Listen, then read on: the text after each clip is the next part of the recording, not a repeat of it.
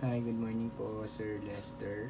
So, ito po yung actual video test ng order nyo. Palit GeForce GTX 1050 Ti 4GB.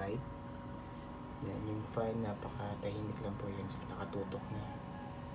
So, wala po kayong marinig.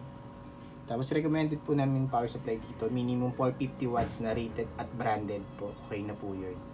Basta rated at branded. Kung generic po yung power supply nyo, okay lang. Basta brand nyo binili. Yung 750 watts. Pero, recommended pa rin namin yung rated pa rin po. Invest po tayo sa magandang power supply. Ayan. Ito po yung per mark test. Tapos,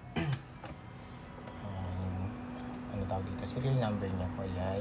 Tapos naglagay kami ng warranty sticker. Sir, bawal po alisin yung warranty sticker or buksan po yung video card para hindi po ma-void yung warranty niyo. Okay, so pag may any issue po, sir, message niyo lang kami. I-help namin kayo. Ayan.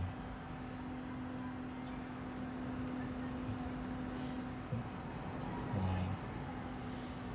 Alright. Goods na goods po yan. Ayan. Serial number niya yan po. Sir, bawal po alisin yung warranty sticker ha. Or buksan para hindi ma-void. Mag may any issue, message niyo lang kami, sir. Help namin kayo. Ayan. Nothing to worry dahil may warranty naman kayo. Ito po yung per mark test. Ayan. Time running niya dito.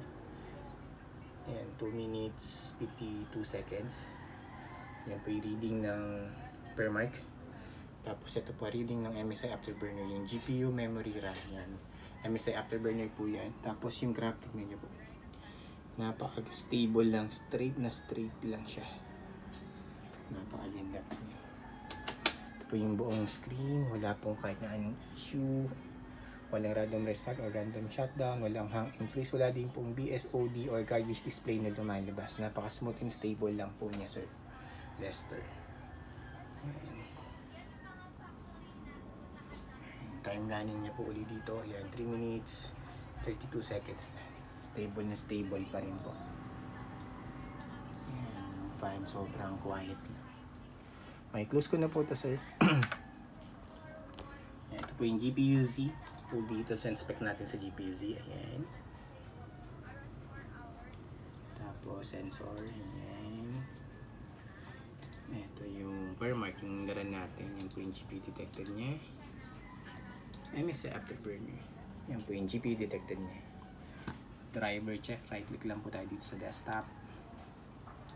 Yan. Yan. Naka-install naman po yung driver. Wala po tayong issue dyan. System information and driver. Click lang natin yan. Alright. Yan po. Tapos open tayo ng Google Chrome. Yan. Kaya ito po si Lester Bahay 123. YouTube lang ako, sir. PH time na.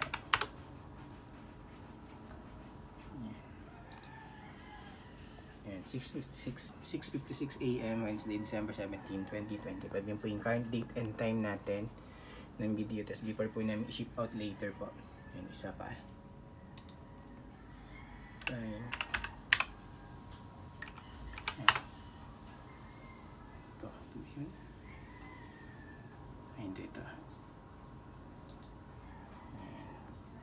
Yan po, same lang, sir.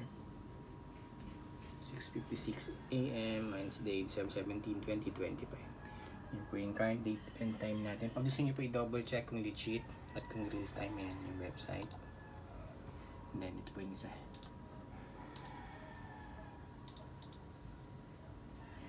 Okay. Yun lang po, Sir Lester.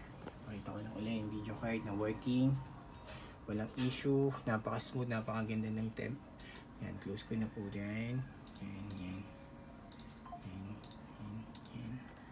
And shutdown. Shutting down.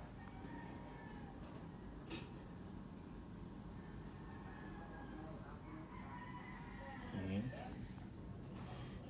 po, sir, yung fan. Wala pong issue, walang sira, walang putol po yan, sir. Alright. Tapos yung warranty sticker po ulit, sir, bawal alisin or buksan po yung video card para hindi ma-void yung warranty. Alisin nyo na lang po yung warranty sticker pag expire na po yung warranty namin. Pag nadudumihan po kayo or yung napapangitan. Serial number niya, yan.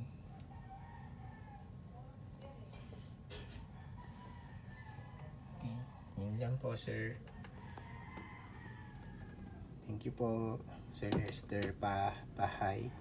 Thank you po, bye.